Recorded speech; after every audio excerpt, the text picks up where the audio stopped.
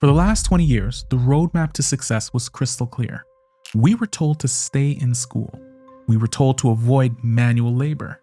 We were told to migrate to the knowledge economy. We assumed that automation was something that happened to other people. It happened to factory workers, to truck drivers, to checkout clerks. We assumed that if you worked with your brain, you were safe. But look at this. This is the data from the Wharton School and the IMF. It shows exposure to artificial intelligence based on income. You would expect the risk to drop as you get richer, but it doesn't. It spikes. Specifically, workers in the 80th percentile of earnings, lawyers, analysts, they're all at higher risk of exposure than the bottom 80%. This isn't a glitch.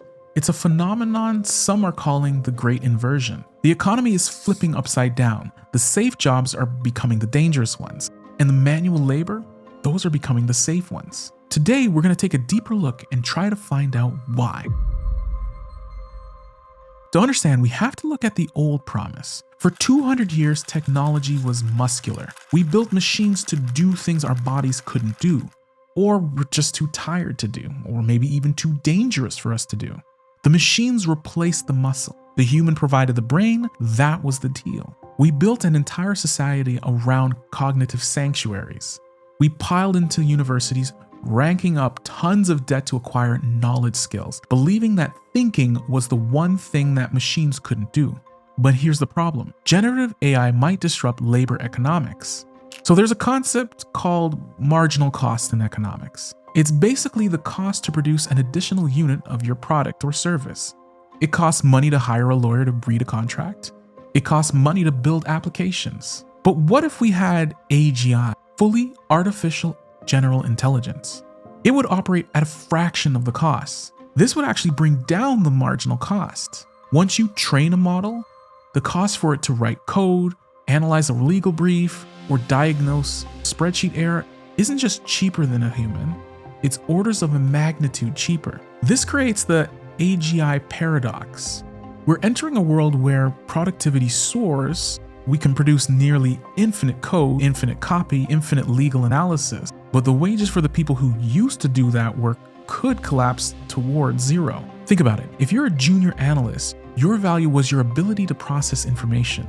Now a machine can do that instantly. The entry-level path to a high-wage career could evaporate. Roughly 60% of jobs in advanced economies are now exposed to AI. And unlike the Industrial Revolution, this time the machine isn't coming for the person tightening the bolts. It's coming for the person designing the bolts. So if the lawyers and coders are in trouble, why is your plumber charging you $150 an hour and is booked out for 3 weeks? This brings us to the second half of the inversion. While AI has cracked the code on intelligence, it's surprisingly bad at movement. This is a technical limitation known as embodiment deficiency. AI excels at pattern matching in data. It can read the entire internet, but it lacks sensory perception and fine motor skills. It struggles to understand the physical world in a way that a human toddler does automatically. An AI can pass the bar exam, but ask it to navigate a cluttered hallway, identify a leak behind a wall, and solder a copper wire without burning the whole house down? It has no clue. Complex physical dexterity is actually harder to automate than complex legal reasoning. This is why the data shows that jobs requiring intricate manual repair or anything physical are currently the safest. So where does this leave us? If you're sitting there with a law degree or a computer science background, is this game over?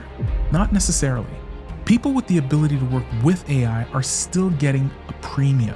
The definition of valuable work is changing. The skills that will save you in 2030 might not be the skills you have right now. The new economy values human-AI collaboration. The analyst who tries to outcalculate AI loses, but the analyst who uses AI to run 10 times more simulations and then uses human judgment to decide the strategy, they're the winners. We're moving towards an economy where we're seeing a return to physics. The terrifying part of the Great Inversion is the speed. It's happening faster than our schools can adapt. In the next decade, the most valuable asset you have isn't your ability to process information. Your value is your ability to be undeniably, irreplaceably human. If you want to keep exploring how technology is reshaping the economy, money, work, then you're going to want to subscribe. And you're probably going to want to watch this video right here.